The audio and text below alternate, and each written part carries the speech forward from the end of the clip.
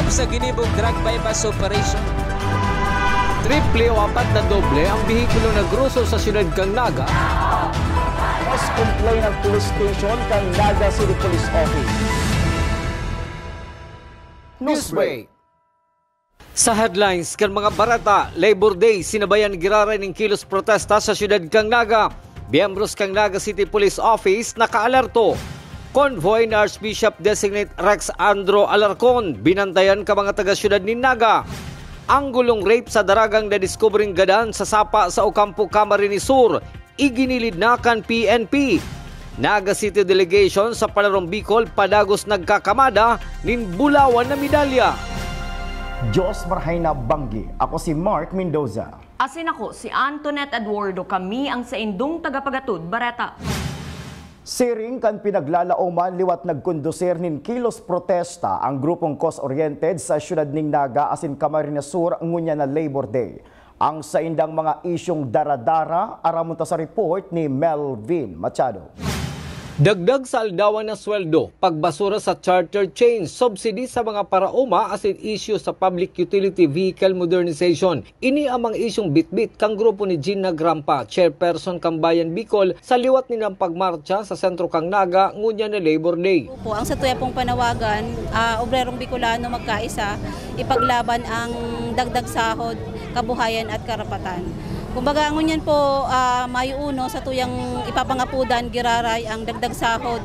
Although sinasabi ta na may padiit-diit na pagdagdag ang dole sa sahod ka mga manggagawa, kaya lang po ang sinasabi ta kaya ang living wage ay 1,190. Ibig sabihin ang 365 to 375 na minimum wage, dahil talaga siya makakasapat sa sarong pamilya na igwang 5 hanggang 6 na miyembro. Sa lado kang Naga City Police Office, naka-standby sa na mga membros kang Civil Disturbance Management Unit in kaso kaipon silang i-deploy. Susuki Police Lieutenant Colonel Dario Sola, Deputy City Director for Operation kang Naga City Police Office, naka-heightened alert subot ang bilog na kapulisan sa Harion ngunya na aldaw. Sa Labor Day, na-anticipate namin yung pagkaroon ng mapayapa sa ng pagpapahayag ng mga grupo para igunita itong Labor Day.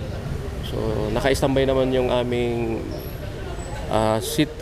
yung Civil Disturbance Management Team. Na kung makikita nyo, andyan sila. So, para kung kailangan ay may bulis namin agad-agad. Mientras tanto, may sadiriman na programang PNP sa nagkapirang plaza sa syudad. Para sa One Media, TV48 Naga, Melvin Machado, Newsbreak. Mientras tanto, nagpasalamat man si Bayan Bicol Chairperson Jane Nagrampa sa lokal na gobyerno kan siyudad ning Naga sa pagpapagamit sa sainda kang Plaza 15 Martires para sa saindang aktibidad ngunya na aldaw. Dati pinag-okupar ini kan Naga City Police Office pati na ang ibang plaza sa sentro kan siyudad ning Naga kung nadidipisilan sindang maghanap kay ito nin ibang venue para sa saindang kilos protesta. Kumbaga siguro pagpapasalamatan ta ang Naga City kasi kumbaga inutob ninda na ang Freedom Park, ano po ang Plaza 15, ang Plaza Rizal, Plaza Quezon, kumbaga ginigibo talaga ining Freedom Park. Ibig sabihin, digdi po malayang na isusuriyaw kang sa tuyang mga namamanwaan itong sa indang mga hinaing. Kumbaga legitimate man, valid ang sa tuyang mga panawagan.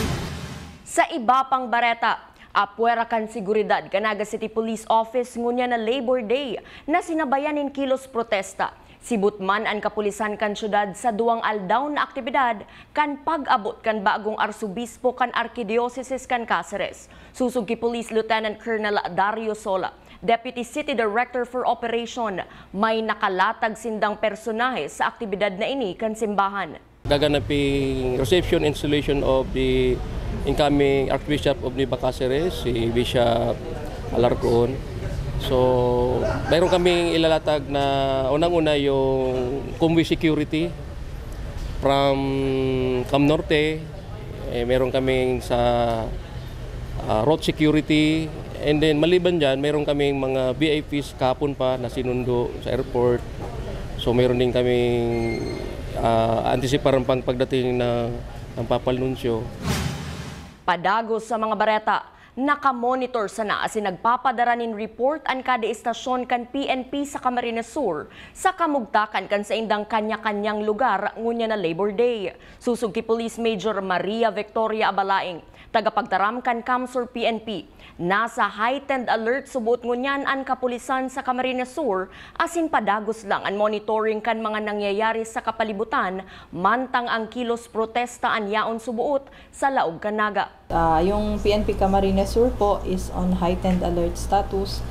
And yung sa monitoring naman po natin, nandun po yung mga deployable, meron po tayong deployable vehicles for 3 days transport strike.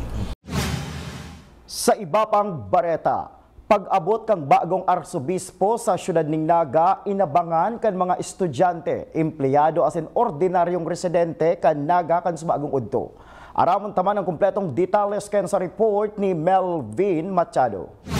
Day naging ulang ang mainit na kabugtakan kang panahon para sa mga taga-syudad kang Naga na halato ng pag-agi kan convoy kang ikalimang arsobispo kang Archdiocese of Caceres na si Archbishop Designate Rex Andrew Alarcon. Kabali sa nagalata sinag-antabay ang mga estudyante asin faculty kang Naga College Foundation. Ang criminology intern na si Lester Flores apera sa pagbantay sa gilid kang tinampo. Yaon naman subot sinda sa pagsabat sa bagong arsobispo kasabay kang pagmaot na magkaigwanin marhay ining salud. Maging si Arwin Nicos Marina kan kaparehong kolehiyo ang nagpaabot maning pagbati sa Archbishop Designate.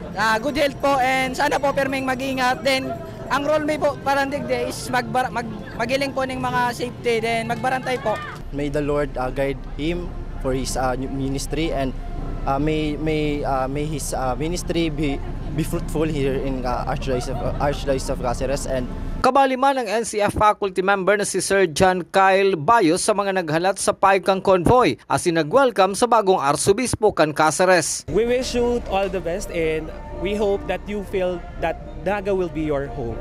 Thank you po and good luck po. Para sa One Media TV 48 Naga, Melvin Machado, Newsbreak. Sa pagbabalikan newsbreak, daragang nako ang gadan sa sapa sa Ocampo, Camarines Sur, mayong senyales na pinag-rape. Iyan asin iba pang mga bareta sa pagbuelta kan One Media TV 48 Naga Newsbreak. Dakop sa ginibog drug bypass operation. Triple o apat na doble ang bihikulo na gruso sa siyudad kang Naga. Mas complain ng police station kang Naga City Police Office. Newsbreak. Flight attendants, prepare for takeoff, please.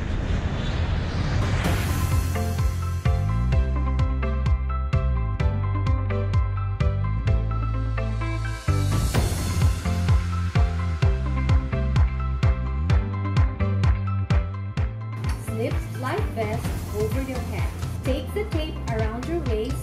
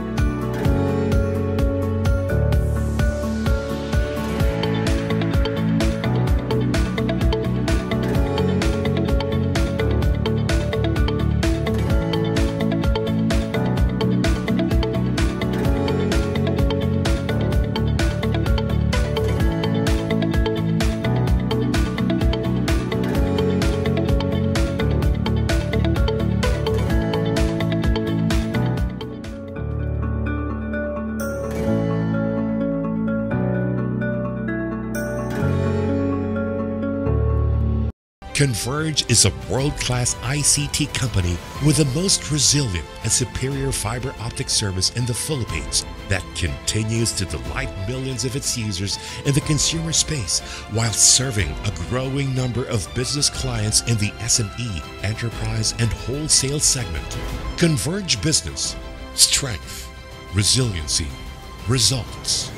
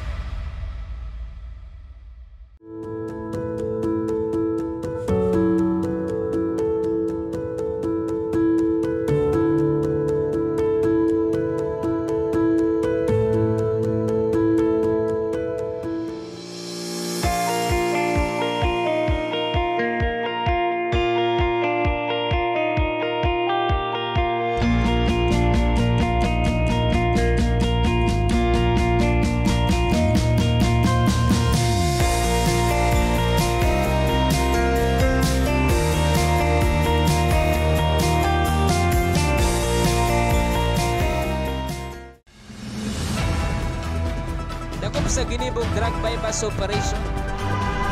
Triple o 4 na doble ang bihikulo na gruso sa siyudad kang Naga.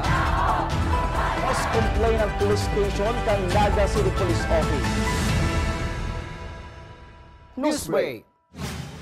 Sa pagpapadagos kan mga bareta, dakula ang naging kontribusyon kan Naga City People's Mall sa pag-uswag kan syudad ni Naga matapos na matauwanin pagkakataon ang mga saradit na negosyante na makapagnegosyo.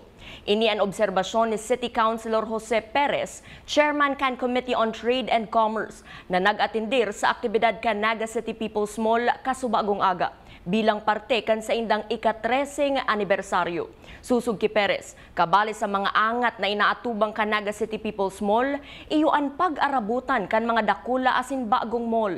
Yan ang challenges na inaabot kay ni, sabi kang iba, iyo ang pagdakul kang mga malls para sa iba man na aspeto kang kategorya kang mga konsumidores.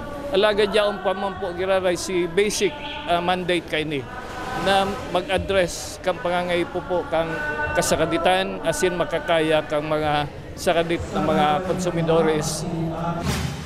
Sa satuyang police report, daragang nako ang gadan sa sapa sa Ocampo, Camarines Sur kang nakalis na bulan, mayong indikasyon na ini pinag-rape. Aramon taman ang kumpletong detalye sa report ni Melvin Machado. Iginilidakan mga nag-iimbestigar na otoridad ang anggulong pinagmolestya o pinag-rape ang daragang nakuang maninbuhay sa sarong sapa sa Ocampo, Camarines Sur kanakalis na bulan in Abril. Sa resulta subot kang forensic investigation nagluluwas subuot na daiman pinagringgawan ang lawas kang daragita umayong anggulo nin rape. Wala naman pong nakalagay doon sa result na so yung possibility na yun tinanggal na po natin yun. Nakatutok man subot ang pag-imbestigar sa insidente na aksidente ang pagkakahulog kang biktima sa sapa. Napano man subot yung tubig ang baga kan biktima. Based po doon sa autopsy report naman na kinandak ng ating forensic unit, ang pinaka focus ngayon nung investigators natin is accident. So possible na kasi mababa lang naman yung tubig and then napuno yung lungs niya ng tubig according sa sa nagkandak ng forensic examination. So pwedeng yun yung possible na naging cause, yun yung naging cause of death niya. Padagos man ngunya na ginigiwang pag-imbestigar kang PNP sa nasabing insidente as hindi ay man pinagsasarado ang posibilidad na may ibang anggulo sa pagkagadan kan biktima. Continuous pa rin naman po yung ating conduct ng investigation kung meron pong magte-testify. So po pwede pa rin naman po, hindi naman natin inaalis yung possibilities na yun na kung hindi man aksidente, tingnan pa rin natin yung other angle po. Para sa One Media, TV48 Naga, Melvin Machado, Newsbreak. Sa iba pang bareta, kinumpirmar ni Police Major Maria Victoria Abalaing, tagapagtaram kan Camarines Sur Police Provincial Office, na masigasig man subuot ang kapulisan sa Lambang Munisipyo na hanapon ang mga personang wanted sa lay na padagos na nagtatago. Ang Lambang Municipal Police Station ang pinagsusugo na magkondusir kan Oplan Manhunt Charlie para maresolberan ang mga kaso sa saindang estasyon. Talagang they are directed na mahuli kung sino yung mga wanted persons, municipal wanted persons, may regional level din po, and may other wanted persons din po tayo na inuobliga po yung ating mga police stations na mag-conduct ng Manhunt Charlie na tinatawag natin. Padagos pa sa mga bareta, swimming team kang Naga City Delegation padagos ang paghakot nin medalya sa ginigibong palarong Bicol sa siyudad kan Legazpi. Ang detalles aramon taman sa report ni Christine Reyes. Nakakuha na ning magkapirang gold medal sa mga atleta kang swimming team sa mga iba-ibang swimming events, araw kang 50-meter fly as in 100-meter backstroke. As in mapadagos pa sa pagkuha ng mga medals, di ilang para sa institusyon kundi para sa bilog na Naga City. Sina Gian De La Torre as in Alnessi Amaro, ang mga atleta kang NCF na nire-representar ang Naga City sa palarong Bicol ang nakakuha na ng gold sa manain-nain na swimming event, araw kang 50-meter fly, 4x50 free relay as in 100-meter backstroke. Sigon kay De La Torre, nakulon silang kaipuhan na gibuhon para maging consistent sa kawat as in makapag-uli ng gold medal para sa syudad. I-improve ko po yung techniques ko para at least makababa ko pa po yung oras ko at mas makalangoy pa po ng mabilis. Sa mga sumusuporta po dyan sa NCF team, thank you po. Itatry ko pa pong makakuha ng gold medal. Sa lalo kang sepak takraw, naging sunod-sunod ang saidang naging kawat as hindi ko lang adjustment ang saidang kaipuhan gibuhon para mapanatili ang momentum sa saidang kupunan. Malaki yung naging adjustment kasi today yung naging second day of the competition. Kaninang umaga isang laro kami with the Ligao City. Tapos right after noon, nag-rest lang ng ilang oras, then nag-take ng lunch. Then at 1 o'clock, nakaharap namin yung powerhouse na Kamsur. So medyo mabigat ng challenge para sa team yon. Kung lulusot kami doon, we don't know kung ano yung mga susunod na mga events. Pero kanina, right after the competition with Kamsur, in-inform kaagad kami ng technical committee na maglalaro kami after 30 minutes with rank 1 or rank 1 sa bracket nila para sa natitirang semifinals. Yun nga yung Masbate Province. Pero siguro na andun na yung puso na ilang hakbang na lang, malapit na to sa palarong pambansa. Kaya nagpursige lahat na makuha yung winning ngayong araw na to. So nag-straight 3 games tayo ngayong araw na to. Nakula man ang pasasalamat ni Coach Fabay sa padagos na pagsuporta sa saindakang institusyon as in mapadagos na magtaong onra ngunyan na palarong Bicol 2024. Maraming salamat sa lahat ng mga tigre sa buong Bicolandia, sa lahat ng mga sumusuporta sa NCF Tigers sa Bartacrao Varsity Team, sa ating presidente kay Sir Mario Villanueva, na lubos ang aming pasasalamat sa inyo po dahil nakarating kami sa competition na to. Without the support of the NCF Tigers community, we will not be able to reach this far. So napaka-blessed namin at napaka-grateful for all the support that the entire community has given to us. Halig di sa Legazpi City para sa palarong Bicol 2024, Cristina Alcanzar Reyes, Newsbreak. Mientras tanto, athletics team Naga City nakasungkit na nin primerong bulawan na medalya. Ang detalye sa report ni campus correspondent Cristina Valenzuela.